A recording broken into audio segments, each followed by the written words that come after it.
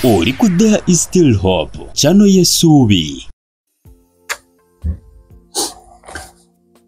Kale tukulamusako wena ali ku mukuto gwa There Is Still Hope, ali ku The Stop 2, ali ku Testimony Testimony, mwebale kubanga ate mutugoberera lunaku luno lwa mukaaga nakuza mwezi nnya gwa 10/2025 gwe mwaka. Kitaffe tukwebaza olw'amakya amalungi kubanga tukyali balamu kudiza ekitibwa n'amatendo. Mwe mutukuvu jangu otulungamye okuyita mu Kristo Yesu mwana akatonda mwami otusabidde. Amina. Nange mbalamusaako mwenna abeekomera ku The Still Hope mukola ky'amaanyi nnyo okuba kamugoberera ate mu Kristo Yesu.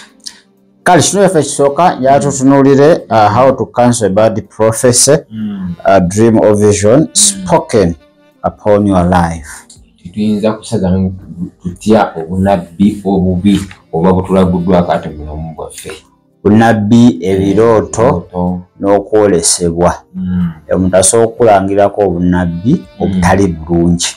Omuntu asobola okuwa ekirooto ekitali kirungi. Omuntu asobola okuwa okwolesebwa okutali kulungi. Kati ofuna obunabbi obutali bulungi kikyoteekeddwa okuba ng'okola. Oluusi mugenda mu makanisa ovaamu nyini kanisa alowooza nti ye n'akulangirirako ebintu ebitali birungi. Ngenzo ojjabo naawona ojjazunga otadde wano neweetonda biki mukama ndaga. So waliwo ebigambo byeboogera eri obulamu bwo ebitali birungi. So abamu mukomekereza mukaaba nga gwe gy'olaba ye solution. Oluusi ne mugamba mu mikwano nammwe ne mutandika ateeka ebbi. So ebyo tebisobola kuba nga ate bikugasa. Waliwo emitendera egiringa 6 gye tugenda okuba nga ate tuyitamu tusobole okulaba osazaamu otya oba owakanya otya. Counseling kyekikuwakanya okusazaamu osazaamu otya oba owakanya otya obunabbi obutali ki obutali bulungi obwogeddwa eri obulamu bwo. Isaya 38 ojja tandikira ku lunyiriri olusooka ku lwokutaano speed. Kale Isaya 38 tutandikiddewo agamba nti mu biro ebyo Keezeekiya n'alwala kumpi n'okufa. Isaya nnabbi mutabani wa Amozi n'ajja gy'ali n'amugamba nti bw'ati bw'ayogera Mukama Katonda nti teekateeka ennyumba yo kubanga ogenda kufa, so togenda kulama. Awo Keezeekiya n'akyusa amaaso ge ku kisenge ne yeegayirira Mukama n'ayogera nti jjukira kaakano ayi Mukama nkwegayiridde bwe natambuliranga mu maaso go n'amazima n'omutima ogwatuukirira ne nkola ebiri mu maaso go ebirungi. Keezeekiya n'akaaba nnyo amaziga. Awo ekigambo kya Mukama ne kijjira Isaya nti genda ogambe Keezeekiya nti bw'ati bw'ayogera Mukama Katonda owa Dawudi kitaawo nti mpulidde okusaba kwo, ndabye amagaziga go, laba ndyongera ku nnaku zo ez'emyaka 15. Kama yebazibe. Amina. Kakati esebo oyo yali Keezeekiya bwe kiri Mukama n'aleeta obunabbi okuyita mu Isaaya. Saawa eyo teyali nabbi wa bulimba, naye gwe baabuwa saawa eyo bwalinga bad prophecy, bulinga obunabbi obubi ku Ezekiya. Kati Ezekiya kyeyakola n'akyukira ki ekisenge n'asaba. Okitegedde? Nkitegeera. Kakati point number 1 mpuliriza bulungi nnyo nti nga sinana kutola point number 1, all visions, dreams or prophecy can be cancelled through prayer. Ebirooto okwolesebwa ebibi bisobola okusazibwamu okuyita mu kusaba. Eri walala era ye example yani ya Keezeekiya gye tusoose okuba nga tukuwa bwe kiri. Kakati omutendera ogusooka engeri gy'oyinza okusazaamu obunabbi obutali bulungi obwogeddwa eri obulamu bwo. Always locate the word of God per day when you are undergoing a bad dream, prophecy or a vision. Nti funa ekigambo kya Katonda okiteeke mu mbeera eyo mu bunnabbi obwo obutali bulungi mukolesebwa okwo okutali kulungi ne mu kirooto ekyo ekitali kirungi wonookola ekyo ekigambo kya Katonda it will uproot it kisiguukululayo okusigula okwolesebwa okwo okutali kulungi obunnabbi obutali bulungi obwogeddwa eri obulamu bwo tojja busiguukulula na bigambo byo tojja bisiguukula na kukaaba olina kukozesa kigambo kya Katonda okuyita mu kusaba nti funa ekigambo kya Katonda ekijja ekyadressinga embeera eyo obunnabbi obwo obutali bulungi obwogeddwa eri obulamu bwo okozesa ekigambo ekyo okuyita mu kusaba ate ekigambo ekyo kyo kijja ku uprootingayo kijja siguukululayo jjukira eri nsigo bwe kiri bye baayogedde eri obulamu bwo yinza okuba nga n'okumera yakolaki yamera dda yamera kati ekigambo kya Katonda kijjirayo ddala okuva eri ku mirandira nekisiguukululayo nekikasuka ebbali bw'oyinza okuba nga you are slashing okunogako makoola amatabi gonna ogaleseeko so you need the word of God so method esookera ddala kwe kubanga okozesa ekigambo kya Katonda okweŋŋanga obunnabbi obwo obutali bulungi eri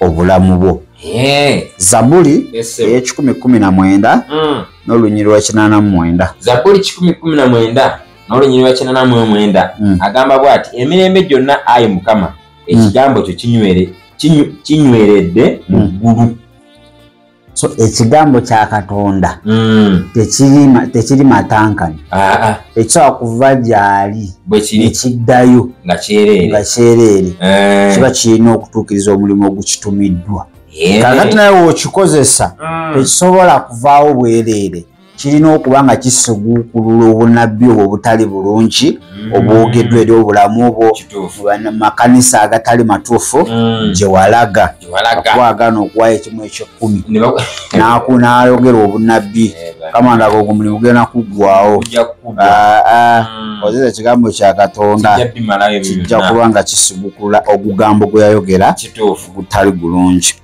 Namba 2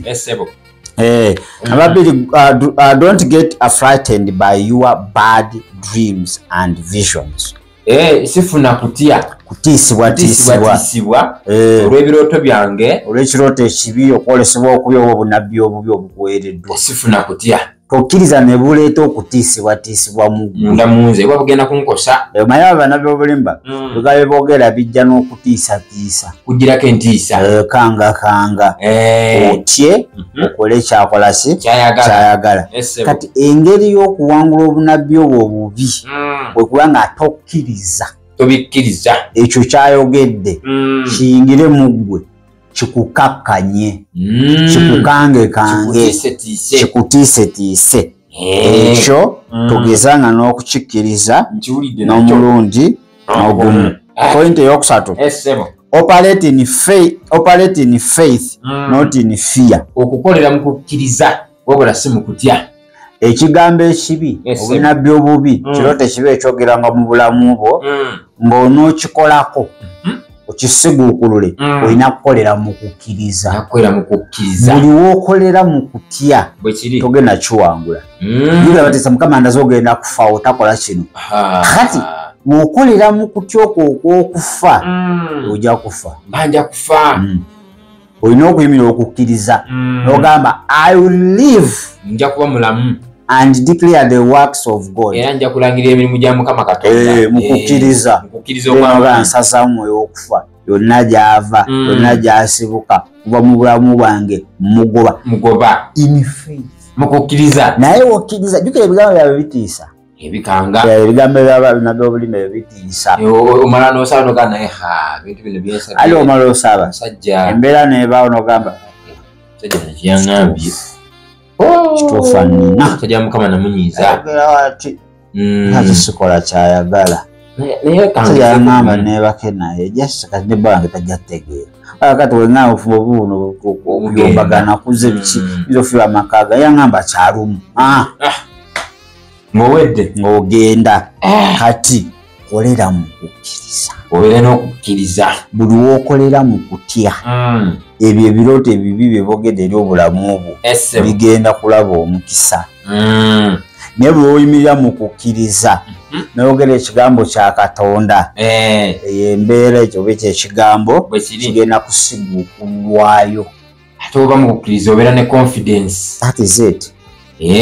Kale ojja tuwa osoosewa soose ku Bebulaniya 11:6 agamba bw'ati era awataba kukkiriza tekiyinzika kusiimibwa kubanga ajja eri Katonda kimugwanira okukkiriza nga Katonda waali era nga ye mugabi w'empeera eri abo abamunoonya. Okimanyi nti osobola mbeera n'obuusabuusa nti Katonda waali nsobola okumubuusabuusa bwalaba embeera eyongera kugagga naye mu butuufu Katonda ampulira waali oba Katonda taliiwo. Katonda yanvaako.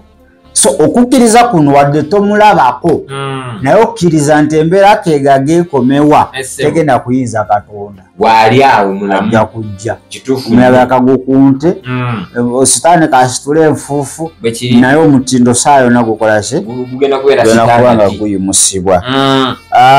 Gundi ekyokubiri Timoseewo 1:7 kubanga Katonda teyatuwa ffe mwoyo wa kutya wabula ow'amaanyi era ow'okwagala n'okwegenderezanga.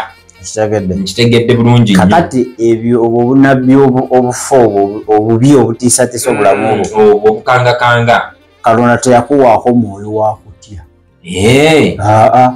Kati buli w'obutya kitegeza omwoyo gw'olikolera musi gwa bwa Katonda.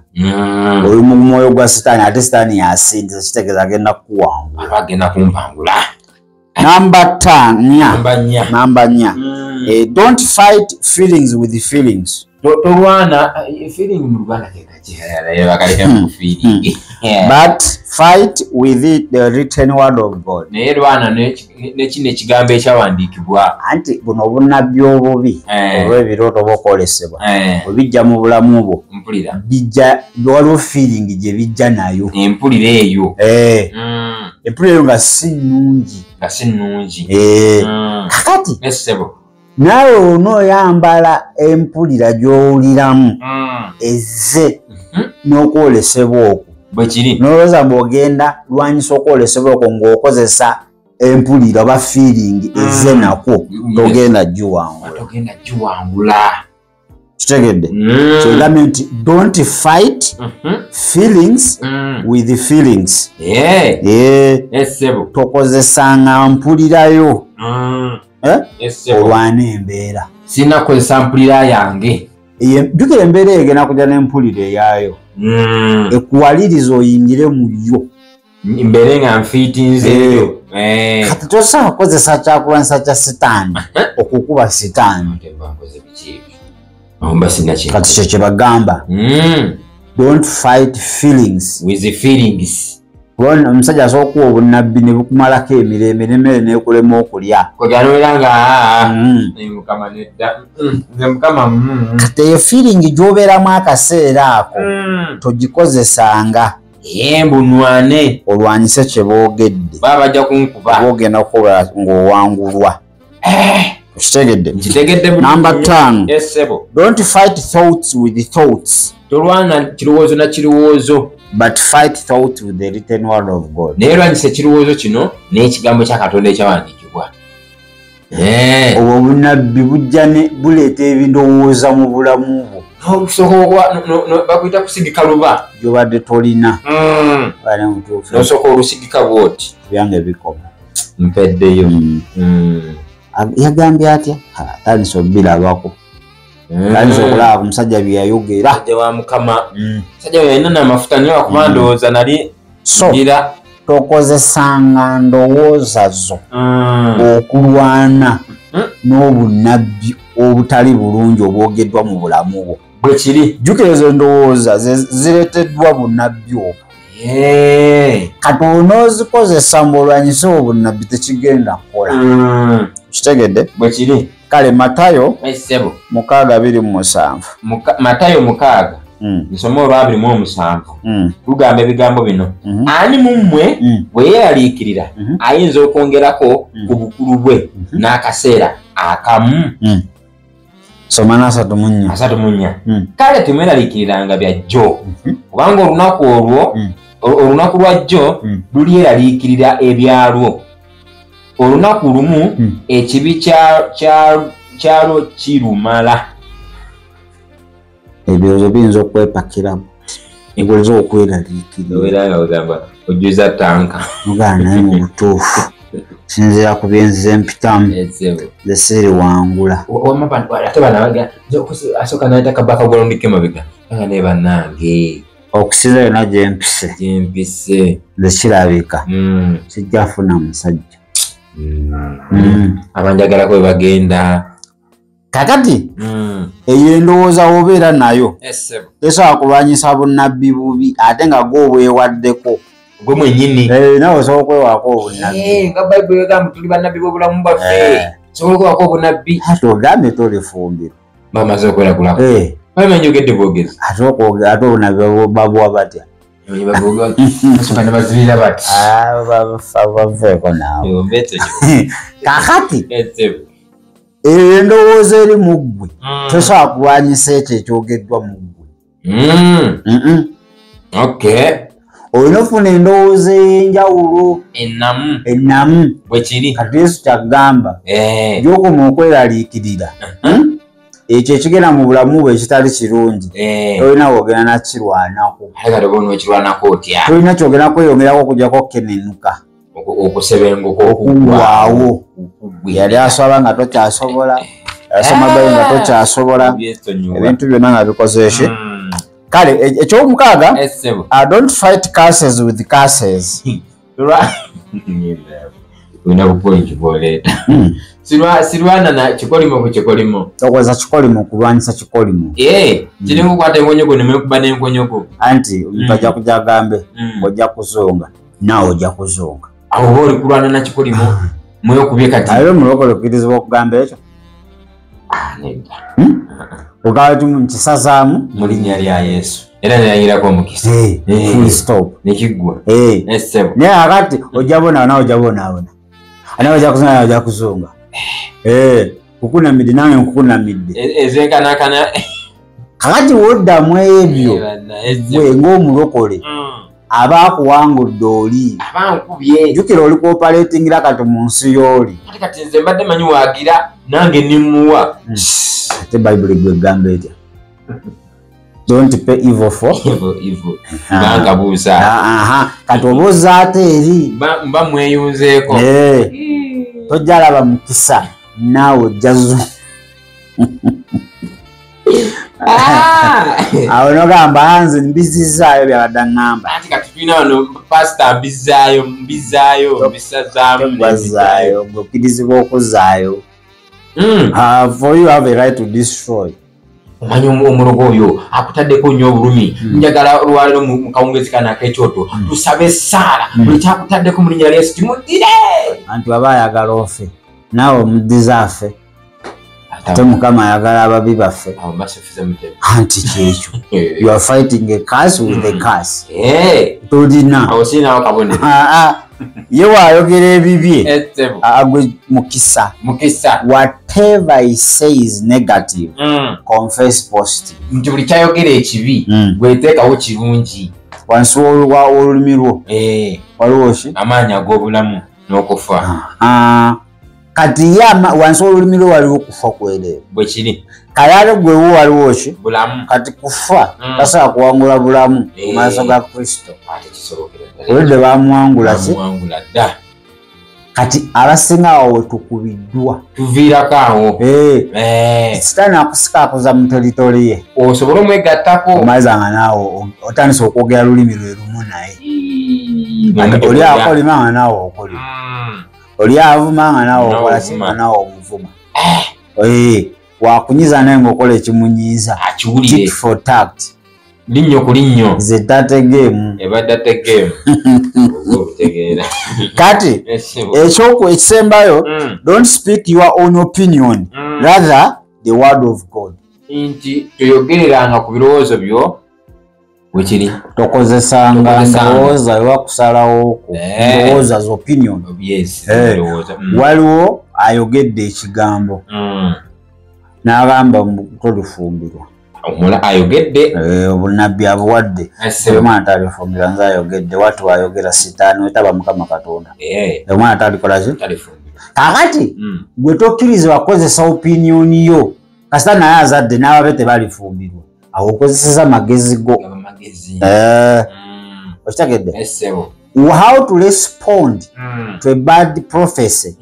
You should not use your own opinion. Sinakozesa magezi gange obantegeera okitegedde kitegedde nnyo awo olinakozesa kigambo ekya Katonda kigamba kitya awo wali negogamba okozesa ekigambo anti bwe buzibu anti mbale yakubuuza kati Musumba bebangamba ebigambo ebyo nteekawo ekigambo ki Musumba kalodeko kigambo Bible wagula yaki Musumba gwabitegeera manyi Musumba Mukama yakufukako amafuta yakufukako mazzi fenna yatufukako goli kula onsingako eddaala yagamba obubonero buno bunaagendanga n'abaki n'abakkiriza gw'oli muki ati bwala Musumba nemukiza naye waliyo ebintu nze byesobola kalo n'obisobola ddi nkuwe Musumba ani yazaalibwa bisobola kati muliko okuyitibwa nno gw'oliko ogaanibwa nakulawo mu nsi y'omwoyo oliko okuyitibwa bwe guti kituufu oba okozesa so Mazaburi 27 olwokubiri agamba bwati abakola obubi abe bannumba okulya omubiri gwange ne balabe bange era abankyawa ne beesitaala ne bagwa segede kyekya kisome mu Luzungu kyekijja okugizaayo obulungi manyi balina engeri gye bagitemako eno oginoonya nga togitegeera Zabbuli tuli mu 27 n'olunyiri lwakubiri tutugamba ebigambo bino NIV though an army besiege me my heart will not fear though war break out against me even then I will be confident.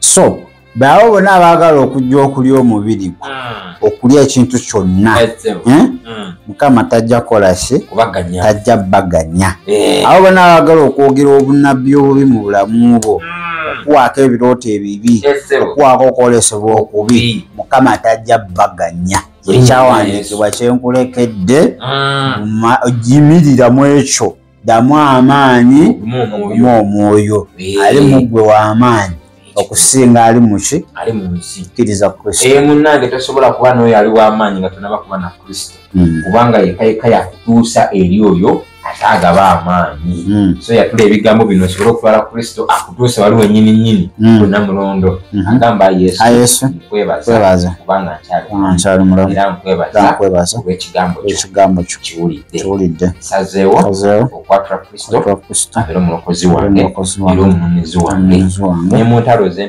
z'empitamu onyambe nsomose amina era amina ddala kale katuwumulemuuko wetukomawo tugenda kubanga tugenda tulabe dangers of sleeping with someone your soul has not connected akabi akali mu kwebaka n'okwegatta tugambe sleeping bandi kati twagadde sabika bigambo balenga era mukunyonyola wano jakitegeera akabi akali mu kwegatta n'omuntu omuntu ow'omunda gw'atakonekitinze naye connecting okubanga okussa ekimu gw'atasiza kimu naye kabi ki akakirimu mulimu akabi mamanze kayitirivu nga we tugenda okukola ki tugenda okuba nga tulaba oddemu amagezi ebyokuzunga sikati gisa wansi kale dakiika emu katukomewo Webale kulaba There is Still Hope. Okumanya ebisingawo tukubire ku 0752 34 14 47 oba ku 0761 08 83 15. osobola n'otufuna ku email eya tishitv74@gmail.com. eno ye There is Still Hope, channel y'essuubi.